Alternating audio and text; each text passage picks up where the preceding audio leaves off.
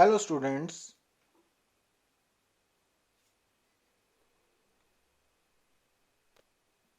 आज class +2 unit number 1 electrostatics के lecture number 56 में हमारा टॉपिक है ग्रुपिंग ऑफ कैपेसिटर्स।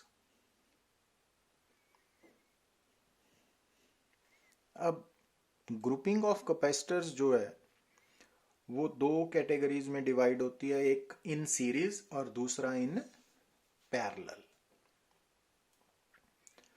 अब जैसा कि मान लीजिए कि आपके सामने ये एक सर्किट जो सिर्फ कैपेसिटर से ही बना हुआ है ना, नजर आ रहा है। अब इस कैपेसिटर की इक्विवेलेंट कैपेसिटेंस फाइंड आउट करनी है, टोटल कैपेसिटेंस। तो कैसे करेंगे, है ना? तो उसके लिए आपको ग्रुपिंग ऑफ कैपेसिटर्स की समझ होनी चाहिए। तो उसके लिए जैसा कि अगर हम इस सर्किट को देखें तो जैसे हम ए से बी की तरफ जा रहे हैं, है ना, ये ए है ये बी है ना, तो ये जो पॉइंट्स हैं तो इस पॉइंट को हम जंक्शन बोलते हैं, क्योंकि इस पॉइंट पे आके जो सर्किट है दो पार्ट्स में डिवाइड हो गया ना, पाथ। तो जब हम ए से बी की तरफ आगे बढ़ रहे हैं तो इस पॉइंट पे आके दो पार्ट्स हो गए, तो ये पॉइंट और ये पॉइंट जंक्शंस हैं, इनको हम जंक्शंस बोलते हैं।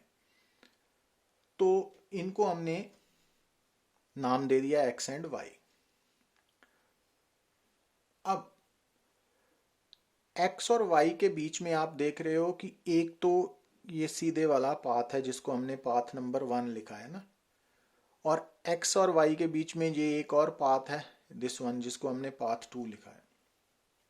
और अगर आप थोड़ा सा ध्यान से देखिए तो जो पाथ नंबर 2 है उस पूरे रास्ते में सिर्फ एक ही कैपेसिटर है, C4। पर जो पाथ नंबर 1 है ना, उसमें आप देख रहे हो कि तीन कैपेसिटर्स आ रहे हैं, C1 C2 C3। तो ये बात याद रखना कि किसी भी पाथ पर, किसी भी गिवन पाथ पर जितने भी कैपेसिटर्स एक लाइन में होंगे, एक पाथ पर जितने भी कैपेसिटर्स कनेक्टेड हैं आपस में, वो सीरीज में कनेक्टेड होते हैं। Got it? तो ऐसे आपने ये डिस्टिंग्विश करना है कि कौन से कैपेसिटर सीरीज में है, कौन से पैरेलल। और दूसरी बात क्या याद रखनी है कि ये जो पाथ नंबर 1 है उसमें जो तीन कैपेसिटर्स हैं आपको नजर आ रहे हैं, C1 C2 C3, ये सीरीज में है। एक तो ये मालूम पड़ गया। दूसरा, तो इट मींस पाथ नंबर 1 जो है ना, एक्स और वाई के बीच में है पाथ नंबर 1। तो एक्स और वाई के बीच में अगर टोटल पोटेंशियल डिफरेंस V है तो ये V क्या है? सीरीज कॉम्बिनेशन का टोटल पोटेंशियल डिफरेंस। तो V1 V2 V3 क्या है कि सीरीज कॉम्बिनेशन में जितने भी कैपेसिटर्स हैं, ठीक है ना, first capacitor C1 C2 C3, तो उनके अक्रॉस पोटेंशियल डिफरेंसेस है। C1 के अक्रॉस पोटेंशियल डिफरेंस है V1, C2 के अक्रॉस है V2, C3 के अक्रॉस है V3। तो आप क्या देख रहे हो कि सीरीज कॉम्बिनेशन में सीरीज कॉम्बिनेशन में जितने भी कैपेसिटर्स हैं उनके अक्रॉस जो पोटेंशियल डिफरेंस है वो डिफरेंट है ना, V1 V2 V3।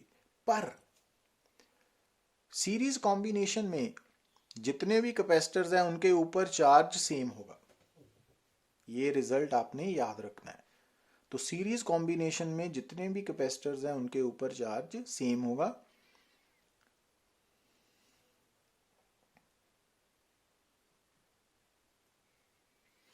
और एक्स और वाई सीरीज कॉम्बिनेशन के पास जितना टोटल चार्ज है Q, उतना ही चार्ज सीरीज कॉम्बिनेशन के हर कैपेसिटर्स के ऊपर होगा। ठीक है? और सीरीज कॉम्बिनेशन का जो टोटल पोटेंशियल डिफरेंस है वो सीरीज कॉम्बिनेशन के इंडिविजुअल पोटेंशियल डिफरेंसेस के सम के इक्वल होगा। तो अगर मान लीजिए दो पॉइंट्स के बीच में दो या दो से ज़्यादा कैपेसिटर सीरीज में है, तो एक तो उस सीरीज कॉम्बिनेशन का जो टोटल पोटेंशियल डिफरेंस है वो इंडिविजुअल कैपेसिटर्स के पोटेंशियल डिफरेंसेस के सम के इक्वल होगा। दूसरा, सीरीज कॉम्बिनेशन में हर कैपेसिटर के पास इक्वल चार्ज होगा और वो सीरीज कॉम्बिनेशन के टोटल चार्ज के इक्वल होगा। अब यहाँ देखिए आप, अब यहाँ पे आप देख रहे हो कि एक सर्किट है जिसमें दो पॉइंट्स है ए एंड बी और कुछ कैपेसिटर्स लगे हुए हैं। अब जैसे आप ए से बी की तरफ जा रहे हो तो एक्स पॉइंट पे पहुंच के आपको वाई पॉइंट तक जाने के तीन रास्ते हैं, पास है ना, तीन पास है, ठीक है। और हर पाथ में एक एक कैपेसिटर है ना।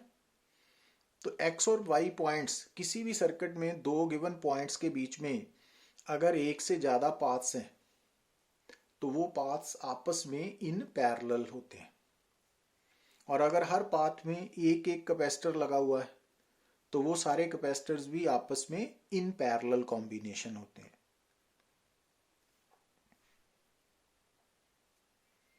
और पैरेलल कॉम्बिनेशन में जैसे हमने एक्स और वाई के बीच में तीन कैपेसिटर्स है ना, C1 C2 C3 parallel combination में, तो अगर पैरेलल कॉम्बिनेशन की टोटल पोटेंशियल डिफरेंस V है तो वही V इंडिविजुअल कैपेसिटर्स की भी पोटेंशियल डिफरेंस होगी V। तो पैरेलल कॉम्बिनेशन में जितनी टोटल पोटेंशियल डिफरेंस है उतनी ही इंडिविजुअल कैपेसिटर की पोटेंशियल डिफरेंस होगी। पर पैरेलल कॉम्बिनेशन में जो पैरेलल कॉम्बिनेशन का टोटल चार्ज है Q, वो चार्ज पैरेलल कॉम्बिनेशन के इंडिविजुअल कैपेसिटर्स पे डिवाइड होगा और Q1 Q2 Q3 का सम होगा Q। तो पैरेलल कॉम्बिनेशन में क्या देख रहे हो आप कि जो total potential difference of parallel combination है वो पैरेलल कॉम्बिनेशन के इंडिविजुअल कैपेसिटर्स के पोटेंशियल डिफरेंस के इक्वल है, और जो total charge in parallel combination है वो sum of the individual charges on each capacitor of parallel combination है, ठीक है। तो ये रिजल्ट्स आपको माइंड में रखने हैं।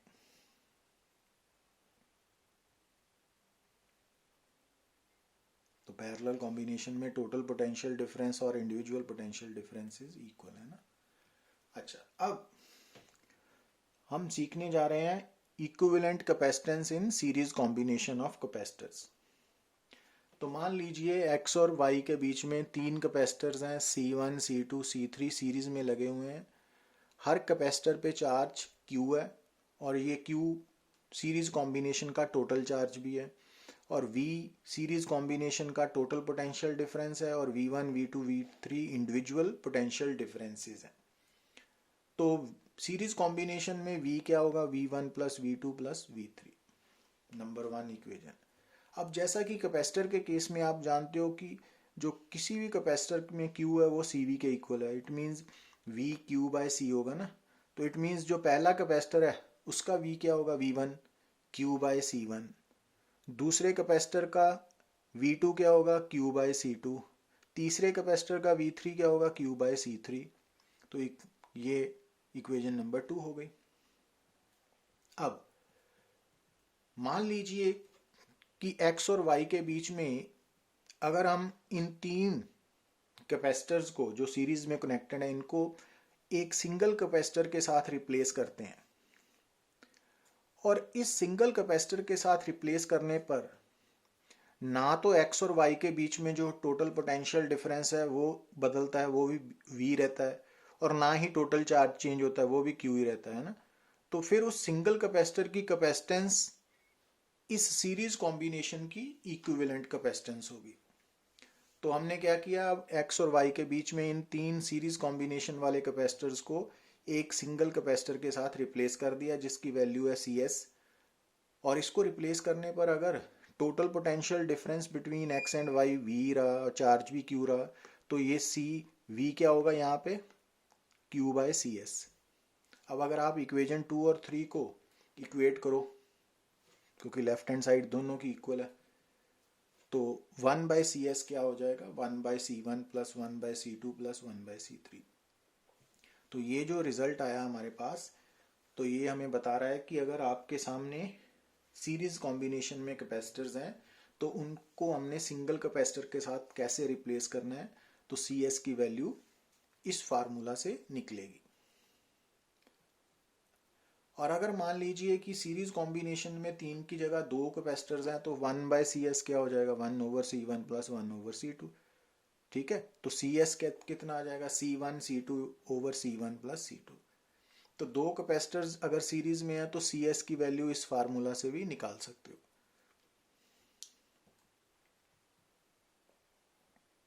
अब सीरीज कॉम्बिनेशन में अगर 3 कैपेसिटर सीरीज में लगे हुए हैं तो एक तो total potential difference individual potential differences के सम के इक्वल है। दूसरा, equivalent capacitance in series combination of capacitor equation number 2 से निकलेगी। ये रिजल्ट आपको याद रखने पड़ेंगे। तीसरा, सीरीज कॉम्बिनेशन में जो total charge in series combination है वही चार्ज फर्स्ट सेकंड थर्ड हर कैपेसिटर पे होगा। और चौथा, कि जो टोटल चार्ज है Q वही फर्स्ट पे भी है, वही सेकंड पे भी है, वही थर्ड कैपेसिटर पे भी है सीरीज कॉम्बिनेशन में। तो आप Q की वैल्यू CS इंटू वी से भी निकाल सकते हो। CS क्या है, सीरीज कॉम्बिनेशन की इक्विवेलेंट कैपेसिटेंस इंटू V क्या है, टोटल पोटेंशियल डिफरेंस। या आप C1 V1 से भी निकाल सकते हो, C2 V2 से भी, C3 V3 से भी।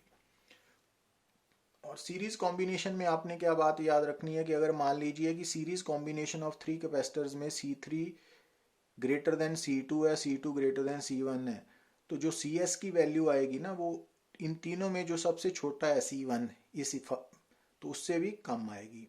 मींस जो सीरीज कॉम्बिनेशन ऑफ कैपेसिटर्स है वो हम यूज करते हैं to reduce the capacitance, capacitance को कम करने के लिए यूज किया जाता है।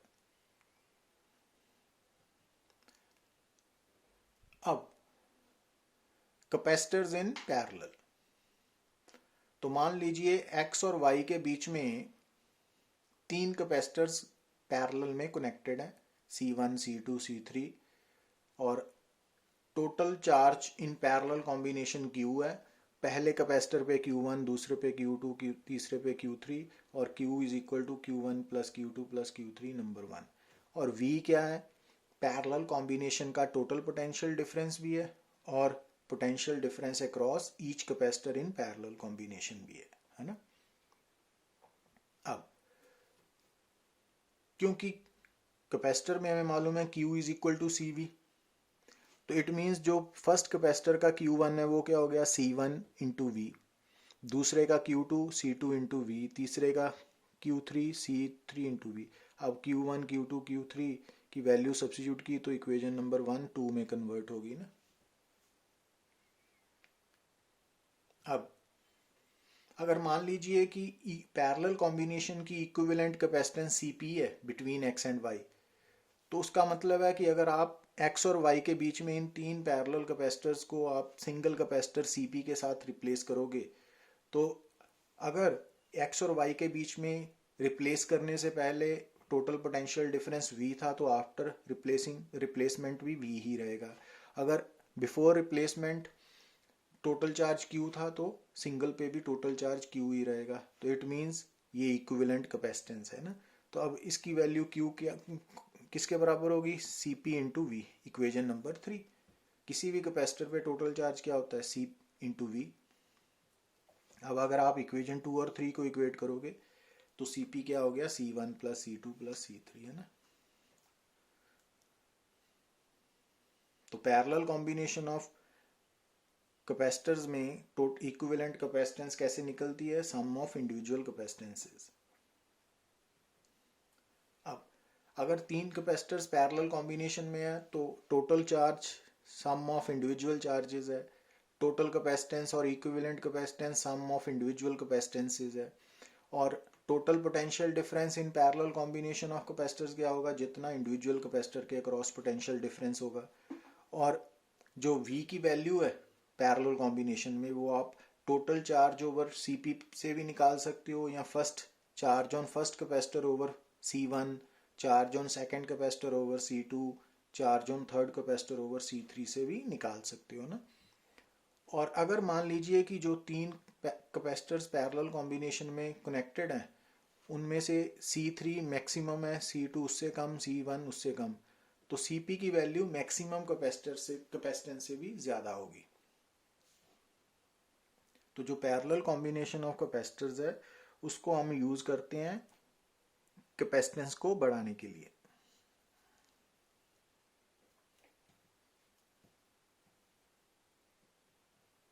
अब जैसा कि हम इस न्यूमेरिकल को अगर हम सॉल्व करें तो आप क्या देख रहे हो कि ए और बी के बीच में आपको कुछ कैपेसिटर्स गिवन है। हमने सबसे पहले तो ए और बी के बीच में इक्विवेलेंट कैपेसिटेंस निकालनी है, फिर हमने हर कैपेसिटर के ऊपर चार्ज भी निकालना है और हमें इस 3 माइक्रोफैरड कैपेसिटर के ऊपर चार्ज गिवन है ना, और हर कैपेसिटर के अक्रॉस पोटेंशियल डिफरेंस भी निकालना है और टोटल पोटेंशियल डिफरेंस भी निकालना है। तो इनको स्टेप बाय स्टेप करते हैं। तो सबसे पहले इक्विवेलेंट कैपेसिटेंस निकालते हैं। तो उसके लिए ये स्टेप्स फॉलो किए हमने कि जब हम ए से बी की तरफ जा रहे हैं तो एक्स पॉइंट पे जो पाथ है वो दो पार्ट्स में डिवाइड हो गया ना, पाथ 1 ऊपर वाला, पाथ 2 नीचे वाला ना, वाई तक। अब जो पाथ 1 है तो एक ही पाथ में आपको कितने कैपेसिटर्स नजर आ रहे हैं? 2, C1 एंड C2। नेमिंग कर दी ना इनकी, C1 C2। तो इट मींस ये दोनों सीरीज में है ना, एक ही रास्ते में जितने। तो सबसे पहले हम क्या करेंगे, C1 C2 को सीरीज कॉम्बिनेशन है ना, तो इसका रिजल्ट निकाल लेंगे। तो कैसे निकलेगा? Series combination of two capacitor C1 C2 over C1 plus C2, तो 2 माइक्रोफैरड आ गया। इट मींस हम C1 C2 को हटा के एक कैपेसिटर CS1 2 माइक्रोफैरड लगा सकते हैं ना, ठीक है। अब जो पाथ 1 है उसमें भी एक कैपेसिटर है, पाथ 2 में भी एक कैपेसिटर है, और ये दोनों पाथ एक्स और वाई के बीच में है, तो इट मींस दोनों पाथ पैरेलल में है। तो ऊपर वाले पाथ की कैपेसिटेंस 2 माइक्रोफैरड है, नीचे वाले की 4 माइक्रोफैरड। इट मींस इन दोनों की पैरेलल कॉम्बिनेशन की इक्विवेलेंट कैपेसिटेंस Cp कितनी हो गई? CS1 प्लस C3, तो 6 माइक्रोफैरड, ठीक है ना। तो अब ये दोनों पैरेलल में है तो ये 6 के बराबर है, तो Cp आ गया ना। अब ये तीनों सीरीज में है तो CS कैसे निकलेगा? तो 1 ओवर CS कैसे आएगा? 1 over C4 plus 1 over Cp plus 1 over C5। अब यहाँ पे वैल्यू सब्स्टिट्यूट करिए, सॉल्व करिए, और CS की वैल्यू, अब ध्यान रखना लेफ्ट हैंड साइड है 1 ओवर CS, तो 1 ओवर CS की वैल्यू 10/6 है ना। तो CS की वैल्यू 6/10 होगी, मींस 3/5 माइक्रोफैरड। तो ये बात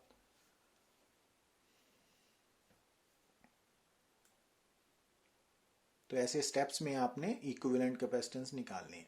अब बी पार्ट में हमने क्या करना है, हमें गिवन है कि ये जो कैपेसिटर है ना 3 माइक्रोफैरड, इसके ऊपर चार्ज हमें गिवन है। तो एक तो हमने हर कैपेसिटर पे चार्ज निकालना है, ठीक है। अब आपको क्या याद आना चाहिए कि ये जो ऊपर वाला पाथ नंबर 1 है इसमें ये दोनों सीरीज में है ना, तो सीरीज कॉम्बिनेशन में हर कैपेसिटर पे चार्ज सेम होता है, ये रिजल्ट आपको याद होना चाहिए। तो इट मींस अगर ये 6 माइक्रोकूलम है तो ये भी 6 माइक्रोकूलम होगा, ठीक है। क्लियर? अच्छा, अब अगर आपको Q1 मालूम है, C1 मालूम है, तो आप V1 पोटेंशियल डिफरेंस भी निकाल सकते हो, Q1/C1, वो 2 वोल्ट आ गया। ऐसे ही अगर आपको Q2 और C2 मालूम है तो V2 भी निकाल सकते हो, 1 वोल्ट, वो भी आ गया। अब क्योंकि ये दोनों सीरीज कॉम्बिनेशन में है, ठीक है ना, तो सीरीज कॉम्बिनेशन में दोनों की इक्विवेलेंट कैपेसिटेंस सीरीज वाली निकाली थी CS1 2 माइक्रोफैरड, तो सीरीज कॉम्बिनेशन में दोनों हर कैपेसिटर पे चार्ज इक्वल होगा और वो टोटल चार्ज के इक्वल होगा। इट मीन्स जो CS1 है उस पर भी चार्ज 6 माइक्रो कूलम ही होगा। और सीरीज कॉम्बिनेशन में पोटेंशियल डिफरेंस कितना होगा, V1 प्लस V2 है ना, तो वो 3 वोल्ट हो गया। इट मीन्स X और Y के बीच में पोटेंशियल डिफरेंस 3 वोल्ट है। तो अब ये कैपेसिटर और ये कैपेसिटर क्योंकि पैरेलल में है, तो जितना ऊपर वाले कैपेसिटर के क्रॉस पोटेंशियल डिफरेंस है उतना ही नीचे में होगा पैरेलल कॉम्बिनेशन में। इट मीन्स इसका पोटेंशियल डिफरेंस भी 3 वोल्ट है। तो अगर इसका पोटेंशियल V3 की वैल्यू भी 3 वोल्ट है ना, अगर V3 3 वोल्ट है, C3 मालूम है, तो यहां से हम Q3 निकाल सकते हैं ना। तो Q3 क्या आ गया, C3 into V3, 12 micro coulomb. ठीक है, तो ये आराम से धीरे धीरे करना आपने। अब ये जो दोनों कैपेसिटर्स हैं, क्योंकि ये पैरेलल कॉम्बिनेशन में, तो हमको इनको हम सिंगल कैपेसिटर में रिप्लेस कर दिया। इक्विवेलेंट कैपेसिटेंस 6 माइक्रोफैरड आ गई। अब क्योंकि ये जो कैपेसिटर है ये इन दोनों का रिजल्टेंट है पैरेलल कॉम्बिनेशन का, तो पैरेलल कॉम्बिनेशन में जो टोटल चार्ज होता है वो सम ऑफ इंडिविजुअल चार्जेस होता है ना। तो इट मीन्स ये जो इक्विवेलेंट कैपेसिटेंस इन पैरेलल आई ना, इस पे टोटल चार्ज क्या होगा, this charge plus this charge, so 18 micro coulomb. पर पोटेंशियल डिफरेंस इंडिविजुअल के इक्वल ही रहेगा, वो 3 वोल्ट ईच है तो ये 3 वोल्ट ही रहेगा। अब ये दोनों कैपेसिटर इसके साथ सीरीज में है क्योंकि एक ही रास्ते में है। इट मीन्स अगर इस पे चार्ज 18 है तो इस पे भी 18 है, इस पे भी 18 है। अब अगर ये चार्ज भी मालूम है, कैपेसिटेंस भी मालूम है, तो ये पोटेंशियल डिफरेंस भी मालूम हो गया, ये पोटेंशियल डिफरेंस भी मालूम हो गया। अब क्योंकि ये तीनों सीरीज में है तो टोटल पोटेंशियल डिफरेंस क्या होगा, V4 plus VP plus V5 का सम 30 वोल्ट। और ये तीनों सीरीज में है तो इट मीन्स तीनों की इक्विवेलेंट कैपेसिटेंस हमने निकाली थी 3/5 माइक्रोफैरड। अब तीनों इक्विवेलेंट कैपेसिटेंस सीरीज पे कितना चार्ज होगा, इंडिविजुअल कैपेसिटर के चार्ज के इक्वल, तो वो 18 माइक्रो कूलम ही होगा।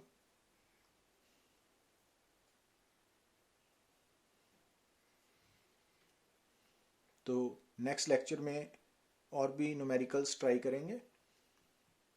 Thank you very much.